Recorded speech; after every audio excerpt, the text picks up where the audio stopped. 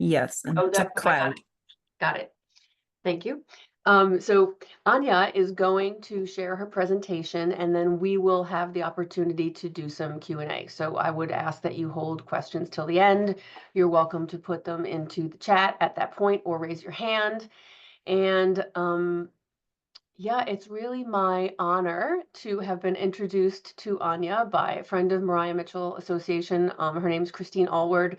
She's a good friend and a wonderful supporter of our association, and she a few months back introduced me to Anya and told me a little bit about her company, and I was very, very impressed, not only with Anya but with the work that she's doing, which is really quite revolutionary in this field. And so I would like to introduce Anya Freeman, who I hope will tell you a little bit about her backstory. But she is a lawyer by training, and she is the founder of KindDesigns, which makes 3D printed seawalls. And she's going to get into explaining that technology and that process, which is nothing short of remarkable to us this evening. What I would really say is that through my work on the Coastal Resiliency Committee, I'm not sure that I have seen as innovative of a product or a thought process as this is. So congratulations to you, Anya, on really bringing something remarkable to the world. And thank you for joining us tonight. So I'd like to hand it off to you.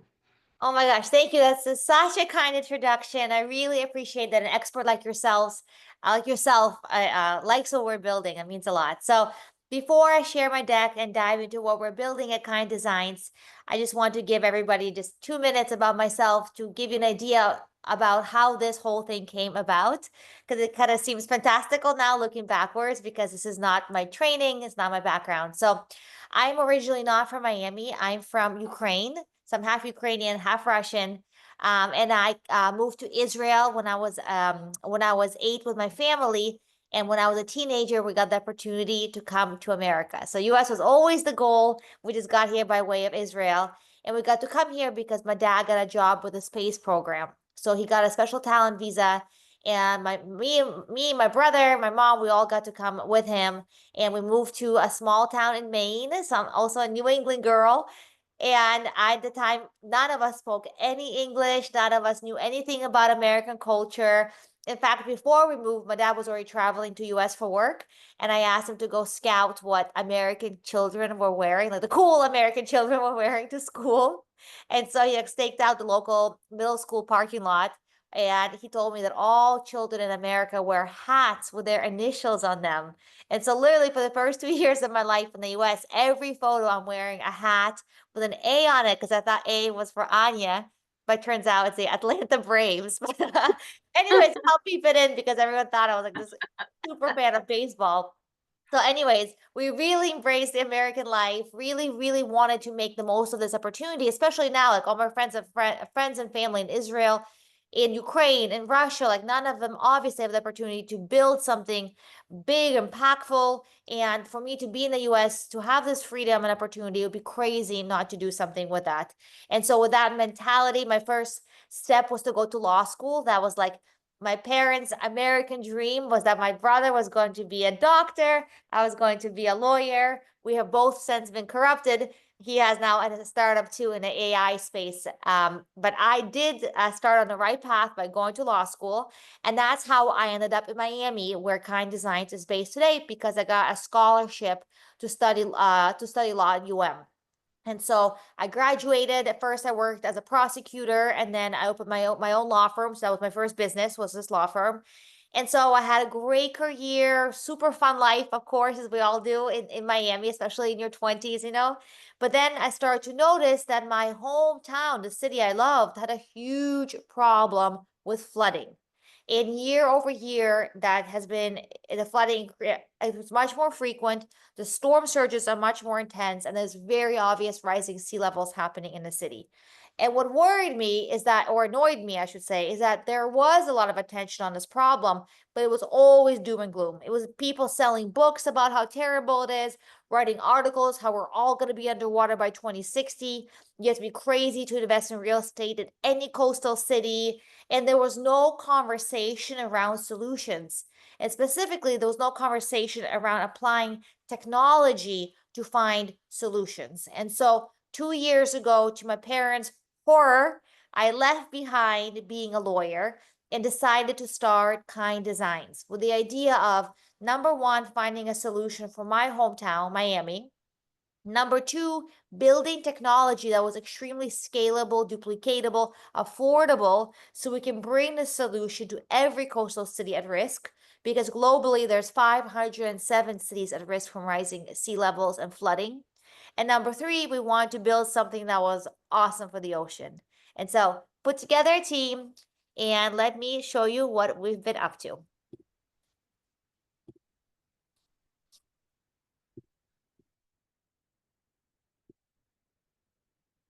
So we started researching this space and right away, obviously, started learning about seawalls. Seawalls have always been the first line of defense to flooding in every coastal city. This is a picture of the first seawall ever installed. This is in Galveston, Texas in 1905. And it's almost exactly the same concrete seawalls that we're still installing places like Florida and Massachusetts. In fact, I think the seawall was actually better back then because it had the C shape, to allow for some wave dissipation. And now that's no longer a possibility with these flat walls because the width of the seawall is limited by state and county regulations. So anyways, this was a seawall in 1905. Same seawalls pretty much are still being installed today. And the problem is, in itself, it's not a problem, obviously. However, these traditional seawalls, number one, are extremely expensive. And I think there's a misconception that only people on Star Island or Nantucket, they live on the water, they can afford their own seawalls. In fact, a lot of these homes, first of all, are inherited generationally. There's a lot of coastal communities, especially globally. 40% actually of the coastal communities globally live below the poverty line. So it's absolutely untrue that anyone that lives on the water can afford a seawall. And in fact, there's already, even in the US, entire populations that have been displaced. They call them climate displaced populations. And they're basically towns that have had to abandon their coastal properties and be moved inland. The first example of this was in 2016 in Louisiana, and there have been many examples since. So seawalls are expensive, and in fact, they're cost prohibitive in many coastal cities. Problem number one. The second problem is that traditional seawalls like this destroy marine habitats. So whether it's concrete, which is the majority of seawalls in the US, or steel, which you see more often in places like ports, very tall seawalls, or vinyl, God forbid, plastic seawalls, all of those seawalls are leaching chemicals into the water. And because they're flat, all of them are, before there was a seawall, there was marine life in all of these areas, and they were living on the coast. Once you install a flat wall, all of those organisms, they have nothing to anchor to attach to. And so they migrate, and no one is left to eat the toxins in the water. So just by installing seawalls between today and 2040, we will destroy 50,000 miles of marine habitats. That's like driving from Nantucket, well, you can't drive from Nantucket, from Massachusetts, Boston to LA and back 17 times. And so we thought, how do we come up with a seawall that's more affordable? And what if instead of destroying marine habitats, what if the seawall was a marine habitat? And that's how we came up with this idea and what we're doing today, which is 3D printing living seawalls. So the way that seawalls are made today is, first of all, most of them are concrete. And for concrete seawalls, you can see here a picture at the top. Construction companies, they make seawall panels using a precast system. So they do the formwork using wood, then they put the rebar, the reinforcement inside, and they pour concrete. Why is it a ton of space? Each of these panels is 10 by 10 feet. And you need at least 10 for a small residential project and up to 1,000 for a government project. So you need a flat space to lay out all of these panels. It takes extremely long time. It takes a day to make a small batch, like 6 of these, and an entire month for them to cure before they can be moved. So it's very labor intensive, takes up a lot of space and a lot of time. That makes seawalls expensive. What we do looks a little bit different because instead of doing a precast system, we're able to produce this using 3D printing in 1 hour. So what took with precast 1 day, we're able to 3D print in 1 hour. And what used to take a month to cure, our panels are able to cure in 1 day. So it's exponentially faster to produce using our 3D printing technology, which I will explain. And now, instead of destroying marine habitats and leaching chemicals, these living seawalls actually function essentially like artificial reef. They improve the quality of water and they mitigate wave energy, and there's no green premium. The living seawalls are the same price as these concrete traditional toxic seawalls, which is why in our first year, we already installed the world's first 3D printed seawall. So this was just in May, so like 10 months ago. And this first project was in Miami Beach. It was a residential project, just a homeowner on the water who agreed for their contractor to use our panels instead of making their own precast panels. This was another example. We've done back-to-back installations since then. This is on Venetian Causeway, if some of you are familiar with Miami Beach. This is a different project also on Venetian Causeway. And you can see what it looks like when it has the tiles and the cap at the end. Okay, so before I explain the technology and the environmental impact, just a couple of people to mention on my team. My COO is very important because in the beginning I had this crazy vision. I was completely obsessed, literally like all day and night. All I wanted to do was talk about seawalls. I was obsessed with raising money from strategic investors, but I didn't obviously have the background in construction and I didn't have the background in technology. And so I basically manifested the world's perfect COO for this idea. His name is Jeremy. He's he's a tall guy standing up next to me. And why is he essential? It's because, well, first of all, his background, he was employee number 7 at the Boring Company with Elon Musk doing precast concrete panels, just like the ones you saw, for tunnels. So he is a super expert in concrete and specifically in quality control and scaling production. And when he started with Elon, he was employee number 7, like I said, and they were the parking lot of SpaceX. And he scaled it to the 3 locations they now have in the desert, a team of hundreds of employees, massive tunnels that they have built. So super expert in that and expert in 3D printing, because some of you may know he was running operations at a startup called Icon in Austin. They 3D print houses. They're on fire. They've raised $400 million. So just since 2018, they have like a $2 billion valuation or something crazy. Anyways, they 3D print houses. So he's an expert in concrete and in 3D printing, and he was able to make my vision, literally in my head, come to life. So really, every single person on the team is incredible, and Jeremy was really the start of this idea materializing. So how does it work? We 3D print the exterior shell, as I'll show you in the next video, of the seawall. We have the world's fastest concrete 3D printer. We're printing 500 millimeters, which is 1.5 feet per second. It's crazy. Like one layer is 17 seconds.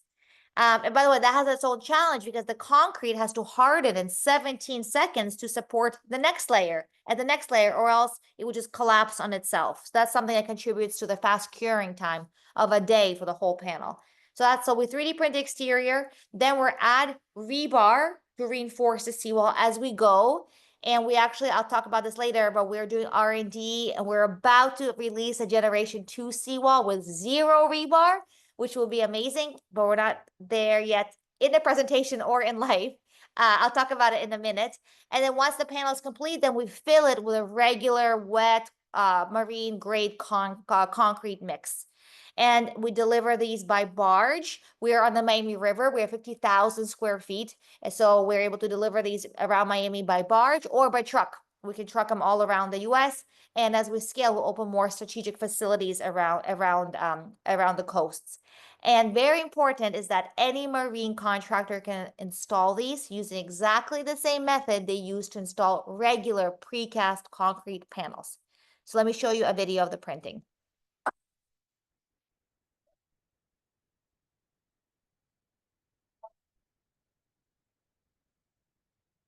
Yeah, this one's a little better. So as you can see, well, first of all, this is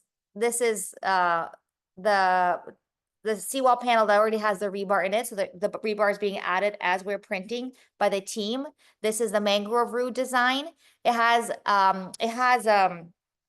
borders on the side. The bottom is flat, 2 feet, because 2 feet usually go underground. Sometimes it's 4 feet. Whatever the engineer specifies, we'll leave that flat because it's easier to drop the panels in when they're flat. And then the sides are flat here because this specific seawall has king and batter pile that holds it in place. Sometimes the seawall has a tie-back system, so you can have a continuous design, which is most beautiful. But you need 40 feet of clearance in your yard, no pool or anything, in order to have a tie-back. So it just depends on the installation method. We'll customize the panels to fit it.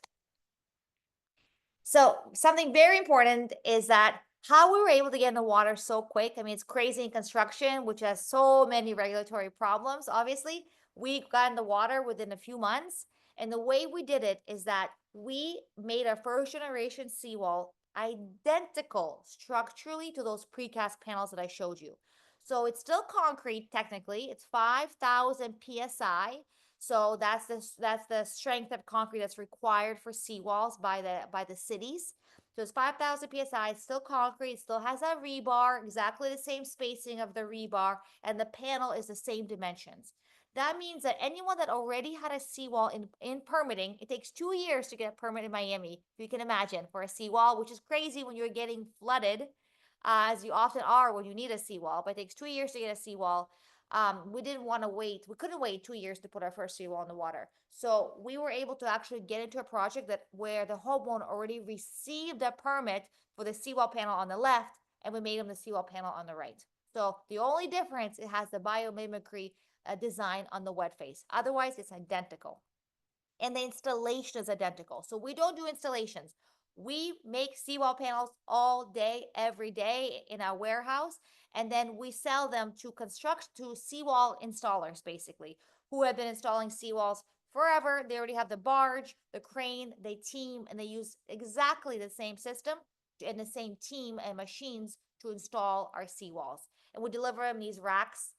They're like a toaster rack, and it's like a drive-through in our warehouse. The contractor can pull up on his barge, pick up his panels, and continue to the installation site, or we ship them by truck to further destinations. Okay, so this is the fun part. What makes the seawalls living? So a few things. Number one, it's our material. So it has to meet code. That's like the starting point. It's 5,000 psi. It's concrete. However, our concrete mix does not have Portland cement. There's no chloride, there's no metals, and therefore it does not leach chemicals into the water like a regular concrete mix. Number two, all of the seawalls have this texture. You can see it here, and that's called vergosity. Vergosity is important for small organisms like corals, oysters to attach. Especially corals, they like shade when they're microscopic, so they start growing inside the layers that you see. And as soon as they become like 1 millimeter in size, they like sunshine, so they come out of those mini caves, I guess, and they're able to thrive in the sun. Number three, kind of the big picture of all of this, is that not only do we have the world's fastest 3D printer, concrete 3D printer, we also have the world's highest resolution 3D printer, which means our layers are so small, they're less than half an inch. Like if you see here, like those lines, those are layers. So that layer is very, very small. That's what unlocks design freedom that was previously definitely unachievable with precast, and unachievable with any other 3D printer because layers are usually much bigger. And with that freedom of design, we incorporate a biomimicry design into all of our seawalls. So instead of being flat, they mimic local marine habitats. So in South Florida, we're doing a lot of mangrove roots, In New York, we have like 8 projects in the pipeline in New York City, and those are barnacle clusters to attract native species, create deep caves for them to hide from predators, like where the mangrove roots touch. Even in this picture, you can see the mangrove roots connect. There's actually a cave behind there. Fish can swim in and swim out of the bottom. So it has space for them to hide from predators, which makes this a successful marine habitat. And obviously, as sea life attaches and they deposit their skeletons and their shells into the wall, they're improving the quality of water. And finally, this is something actually, to be honest, I did not plan for. It just was like, it just turned out to be the case. This seawall is amazing for wave dissipation. We did a study with University of Miami. They have a big Olympic-sized pool, basically, where they simulate hurricane conditions with wind and waves, and they put in our living seawalls and compared to a flat wall, and they simulated 36 types of waves. And what they found is that the living seawall with this mangrove root design you see here dissipates 50% of the wave impact. So upon contact with the seawall, the wave, instead of bouncing back across to the canal or to the neighbors, or worse of all, it's called wave overtopping, when the wave bounces up and over the seawall and soaks the backyard. Instead of the way it happens with a flat wall, this mangrove roots design, upon contact, dissipates half of that energy immediately. So that's an amazing, obviously, benefit for homeowners in owning a living seawall. So let me show you what happens after installation. So this is day 0. So you can see it's a perfectly white concrete seawall. Nothing is living on it. You can see some of the caves here. And this is in 90 days.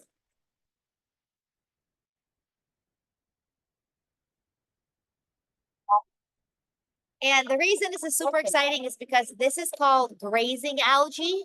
So this algae is it's food for manatees, my favorite animal, and it's food for a lot of different fish species. And you can also see a lot of the white particles you see there.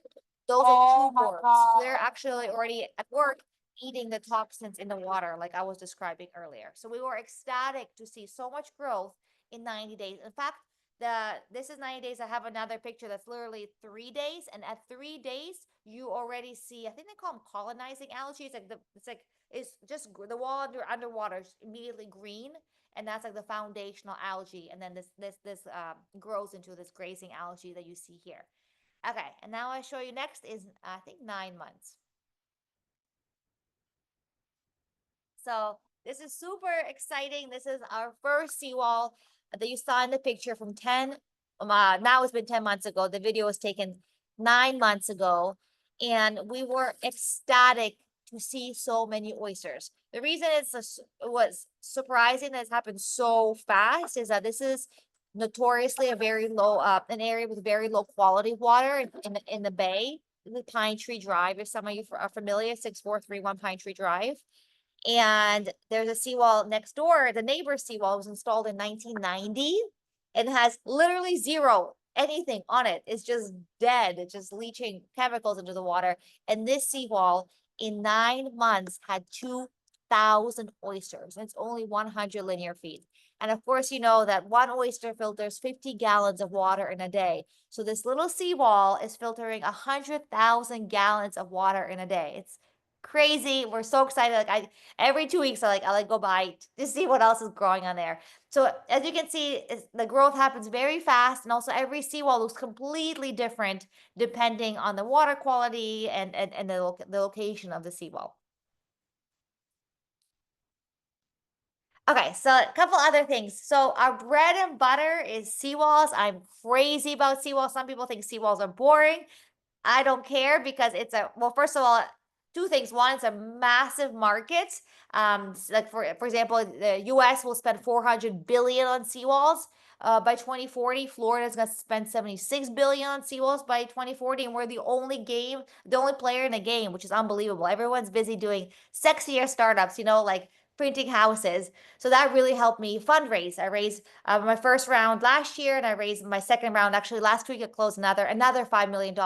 Mark Cuban invested in us twice. So the market size really helps us be a venture-backed startup. The second thing, and the thing that excites me even more, is the ability to have so much impact. It's a seawall. You think, it's like it's nothing. But if you just create space for sea life to attach and thrive, then they get to work improving the quality of water, actually strengthening the wall, dissipating wave energy. It's just amazing how much impact you can have on your community just by, just through, but this vehicle, this kind of surprising vehicle for me of seawalls. So, um, the last thing to mention is that what we do besides seawalls, and it's all obviously relevant or related to the space, to the ocean space. Number one is that we're a zero waste production facility, which is really, really, really hard to achieve with concrete. There's a lot of waste with concrete. However, all the waste we do have, like we have some waste when we first get the robots going in the morning, we have to get the consistency of the concrete right. And then at the end of the day, we have to clear out the robot, like the nozzle and the hose. Otherwise, the concrete would just harden inside of that. All that waste we put into molds and we make these tiles that you see here. Here's a better picture. So we have these tiles. So if you already have a seawall, you can attach tiles to it to bring back some life and to help with wave dissipation. So this is one type of design we have. We call them like biomimicry tiles. And then we have another type of seawall. This is like a seawall tile. It's almost like wallpaper for your seawall. We won a government contract to do this in city of Longboat Key on the west coast of Florida. It's a park. It's 1,000 linear foot seawall, really, really big. They put in vinyl, unfortunately, only 2 years ago, and it has already completely killed all the life in their water, in this waterway, which is very unfortunate because this park is the heart of the community. And we won the contract to cover the entire seawall with these tiles. So you see they have like this infinite connection, and they help bring back some of that biodiversity by functioning as a marine habitat. So we're producing these now, and they'll be in the water in the next 60 days. Something else we started doing because we got a lot of requests is that mangrove planters. This is a render, but it's exactly the same product, but it's basically sliced in half and it's attached to the seawall. And there's actually a way to control, it's very simple, but to control the size of the mangrove, you control the size of the roots so that you can prevent this from blocking a beautiful view for these homes. Oh, I guess okay, that's all. And the last thing to talk about, just in case it's interesting, is some of the creative things we're doing. So we went to market with a product that was the same price as these traditional toxic seawalls. You can get all of these environmental benefits and aesthetic benefits, and it doesn't cost you anything extra. But we're working on making it even more and more affordable. One way is that bringing down the price of our seawalls by bringing down some of the cogs that we have. Another way is passing legislation to incentivize living seawalls. So one example I'll give you is that in many coastal counties, when you put in a regular seawall, you have to pay for a lot of mitigation. Basically, you're destroying marine habitat, so you have to pay to build a new marine habitat. In Miami, we do that. We put in big rocks, boulders in front of seawall. It's called riprap. Today, there's legislation in Miami-Dade, and it will actually be voted on May 6th. So like we're almost there. And this legislation will make living seawalls exempt from having to put in these rocks, this mitigation. It's amazing for two reasons. One is this riprap, although it's supposed to mitigate this seawall, it kills seagrass. But like people then have to pay to mitigate the mitigation, which they were forced to do. It's crazy. So that's amazing. We're saving seagrass. And the second thing is I will literally make our seawall panels free because the cost of this mitigation is more than the cost of my seawall panels. So that will be a huge incentive for homeowners in Miami, and they will be able to copy that legislation beyond. We're already working on that, by the way, with the state as well.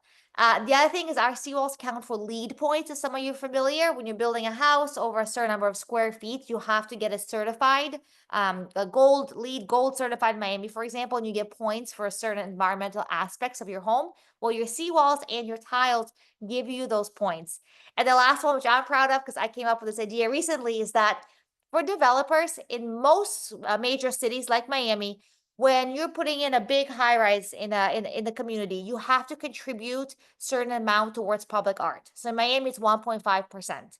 We're working with a developer now putting in $1 billion high rise. He has to pay 15 million towards public art. Well, instead of him just paying 50 million for public art, we were able to convince them to allow him to use that money to instead incorporate art into his seawall. So we're actually working with an artist named Daniel Arsham, hopefully, to incorporate his designs into the seawall. And eventually, what I'd love is for people to literally get on the boat and go on a kayak and be able to go on a tour and be able to see all of these beautiful seawalls, because truly it's just a blank canvas. And now through the high resolution of the robots, we're able to incorporate art into it, which is super, super exciting. So as you can see, we are moving extremely fast. We're all extremely obsessed and passionate about this because we are truly on a mission to transform every toxic seawall in the United States into an artificial reef and make sure that every coastal community is protected. So thank you for the opportunity to speak to you, and I would love to answer your questions. Thank you, Anya. That was amazing, and I learned a couple of things.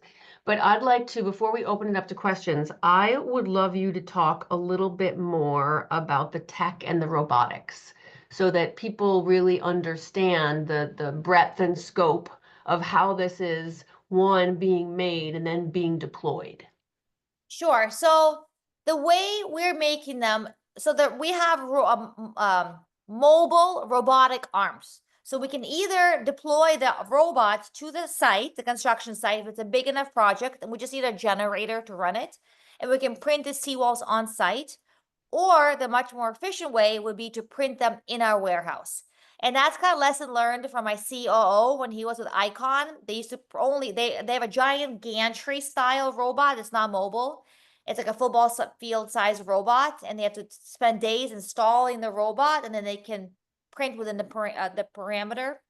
And the problem was that there were so many unpredictable variables they can't print. Often, like they would literally print half a house, and then a bird would come to crash into the wall, and they have to shave off the layers, start printing again. So it's not efficient to print on site. So what we've done, and what we have a lot of pending patents around, is actually the method of manufacturing, which is more similar to manufacturing a car. So we have like a railroad system. We have a fleet of 3 robots today. We have space for 10. So we will grow to 10 robots in the next 18 months. And the robots are stationary, and there's a train track. Basically, a cart comes, the robot prints the seawall, then the cart moves, and he prints the next seawall. So he's printing without stopping, because the thing about 3D printing is you actually can't pause. If you were to pause, all that concrete, like I said earlier, would harden immediately inside of the robot, inside the hose, and it's a complete disaster. So this allows the robot to print continuously. And then the wall slides to the next station where it gets filled. It slides to the next station where it gets moved to those racks for delivery. So that's where a lot of our patents are, is actually all of the entirety of that process, and then some of the components of that process individually. And what makes the robot special: fastest robot in the world, highest resolution robot in the world, and we have this proprietary mix that doesn't leach. Wow. I mean, that's a good segue. My other question was going to be about, how much of this is proprietary and how have you protected that?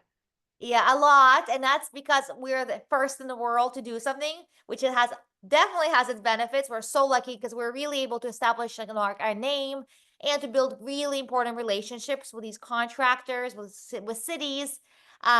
But also, there's a concept called fast second in a startup world. Like Lyft was actually first, and Uber, so they just waited for Lyft to do all the heavy lifting, and they just like got in there and took over the market. So we have to be extremely careful.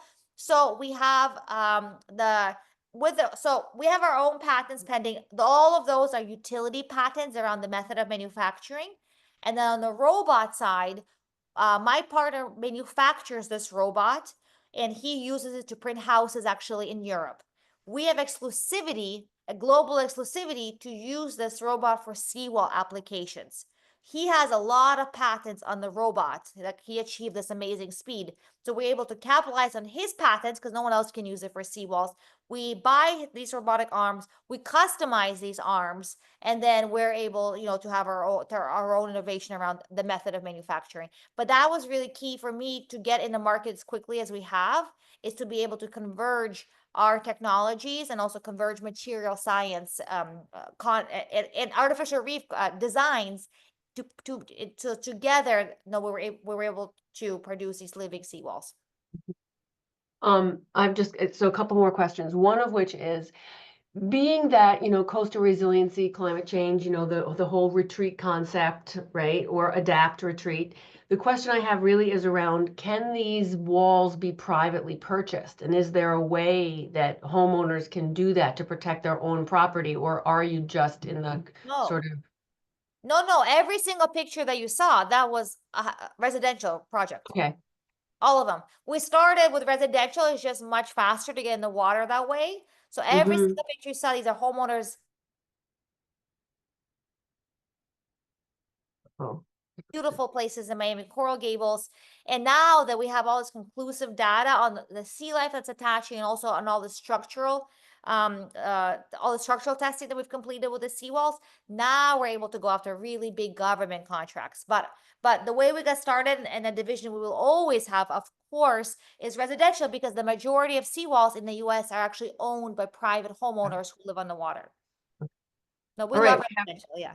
Good. So we have our first question from our group here, which is, what is the longevity of these walls compared to conventional seawalls?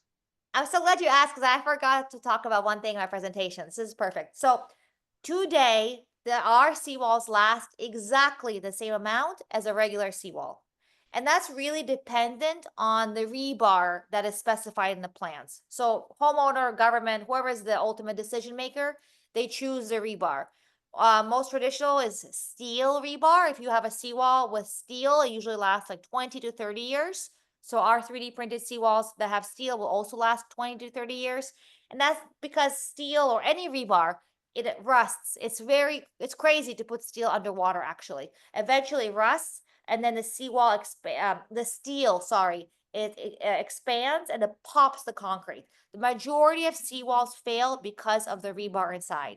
There's some improvements in that space. Like, for example, there's galvanized rebar. We see that a lot, and that might add 5 years to the life of your wall. So we're doing first generation seawalls, not to ruffle too many feathers. They all have rebar. Whatever rebar is specified in the plans, we will use.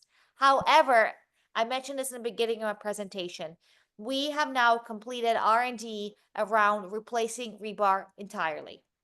So when my CEO was with Elon at the Boring Company, they did not use rebar. They were using fibers. So this is not like fiber glass rebar, like actual fibers. They look like tiny little staples. And we've started a round of testing maybe half a year ago with the same supplier that Elon uses. They came to Miami. They're actually paying for all this R&D, which is amazing.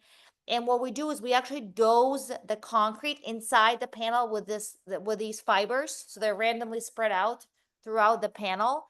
Why is that amazing? One, it reduces our COGS pretty dramatically. We save about $500 per panel if we do this. It reduces the weight, so it means we can ship more panels per truck.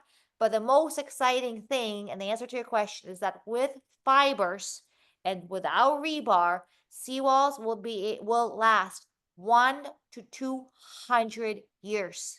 It is totally disruptive in the industry. It's something that could never have been done with precast, because these fibers can be directly exposed to water, but because we have this 3D printed shell, we'll just dose the interior mix with these fibers. And we expect to switch to these seawalls by Q3 of this year. Already, City of Miami Beach, the building department is always at the city level. So City of Miami Beach already said they'll sign off on plans as soon as they see them on their desk. Okay, next question. Wow. I mean, that is just a real wow. I mean, these walls lasting that long, having that time kind of a life cycle is incredible. Yeah, the Romans built seawalls that are still in the water because they didn't have rebar. It is really, really crazy to put rebar underwater. So I'm really excited to stop that practice. Mhm. Okay, next question. How might these walls be used for rising sea level sites? Yes. So in climate technology, there is oh my gosh, I just forgot the word, but basically, there are companies that are actually addressing, like they're sequestering carbon, for example. They're actually addressing the rates of rising sea levels, and there are other companies like us who are allowing cities to adapt to existing conditions to basically buy the first group some time. We're in this second group, and so the idea is, and this why the fibers are important too. Once we're able to do seawalls with fibers, what will happen, and the seawalls will last hundreds of years, the sea levels will keep rising. So the idea then, and we already have designed this, is that our seawalls are then modular. So instead of having to redo your entire seawall to meet the new the rising sea levels, you'll be able to actually just remove the cap, that's like the top portion of the seawall, add an extension which has an infinite connection into the original seawall, and then put the cap back on. So it'll be exponentially cheaper, obviously, exponentially faster, and allow us to live in harmony with nature.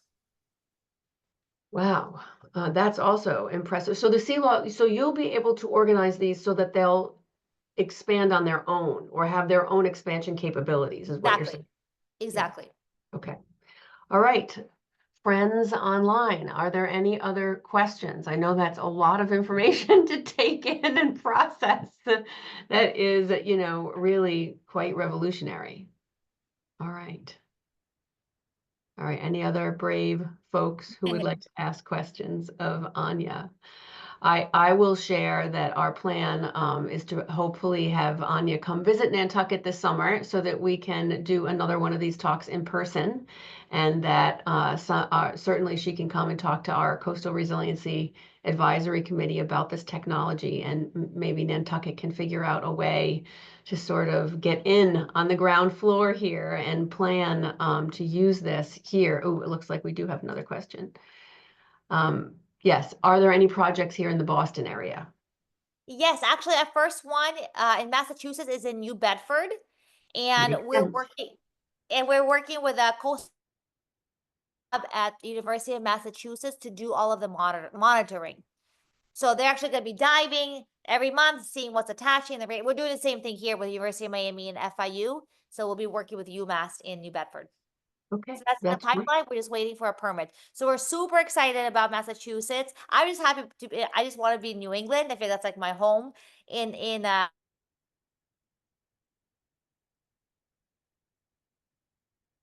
Oh, I think we're Montana. frozen. We would love to bring our technology there. Okay. All right. Oh, I think we've got another question here.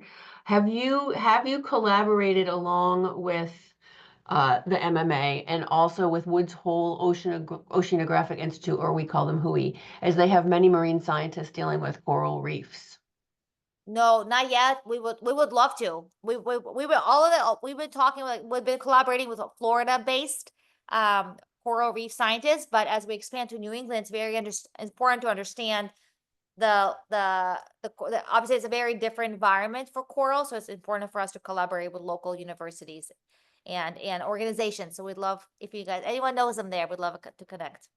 Sure. Great. I think that's great. Anyone else have questions? All right. Well, that was really fantastic, and we are very grateful for that introduction to all the work that you're doing. And we will certainly keep our supporters and listeners informed of when you're going to make the trek up here sometime this summer. And Anya, thank you so much for joining us tonight. Thank you so much, and I hope to see you all this summer. All Bye. right. Thanks so much.